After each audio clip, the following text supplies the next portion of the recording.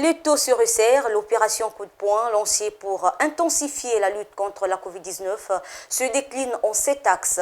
Le gouvernement se donne donc 45 jours pour baisser la courbe de contamination dans le pays en général et dans les deux grandes agglomérations Brazzaville et Pointe-Noire, en particulier correspondance à Brazzaville.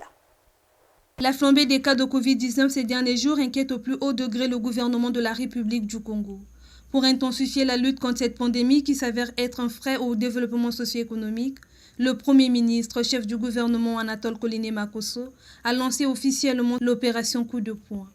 Cette opération fait suite à la courbe de contamination qui galope à la vitesse de croisière, plaçant ainsi le Congo de plein pied dans la 3e vague.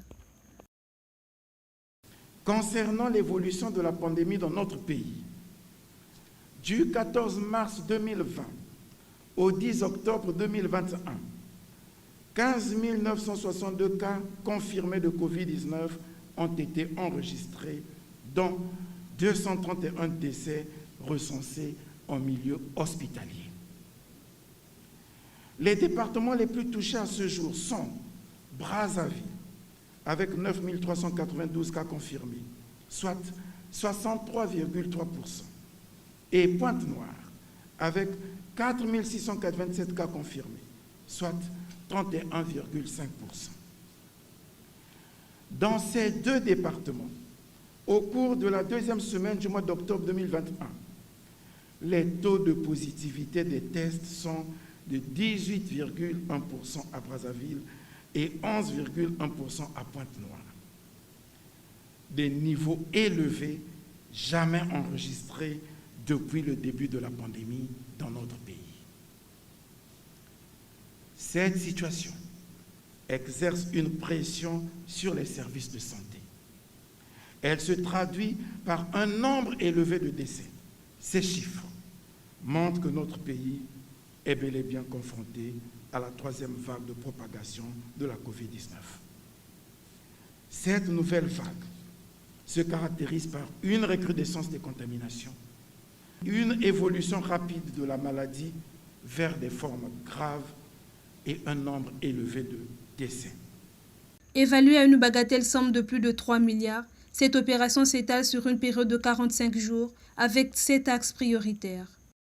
Cette opération, placée sous l'autorité du Premier ministre, chef du gouvernement, devra agir efficacement sur 7 urgences telles que définies dans le plan national de riposte, à savoir la vaccination, la mobilisation sociale et la communication sur les risques, le laboratoire et la recherche, la prise en charge des malades, le renforcement de la coordination des interventions et le leadership, la surveillance épidémiologique, le contrôle rigoureux du respect des mesures de prévention. En conséquence, le recours généralisé au vaccin demeure le moyen le plus sûr et le plus efficace pour sauver les malades, surtout ceux présentant des facteurs de comorbidité. Ensuite, parce qu'il faut limiter la propagation de la maladie en réduisant le taux de contamination. Enfin, parce qu'il faut espérer atteindre l'immunité collective par une couverture vaccinale au-delà de 60%. La lutte accrue contre la Covid-19 sur le plan national appelle à la synergie de toutes les couches sociales pour mettre hors état de nuire cette pandémie qui ne cesse de faire de victimes à l'échelle mondiale. Je lance un appel vibrant à la population, aux leaders communautaires, aux leaders religieux, aux chefs d'entreprise, aux fonctionnaires, au personnel de santé, aux personnels enseignants, aux élèves, aux étudiants, aux parents et chefs de famille de se mobiliser et d'adhérer massivement à la mise en œuvre de l'opération coup de poing Covid-19. C'est en agissant ensemble que l'on peut vaincre la Covid-19.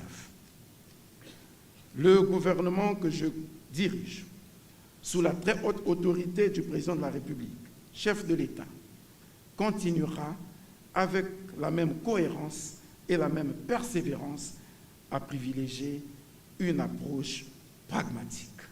Pour mener avec brio cette opération de riposte dont la vaccination reste la clé de voûte, le gouvernement mettra sur pied plus de 94 sites de vaccination sur l'ensemble du territoire national.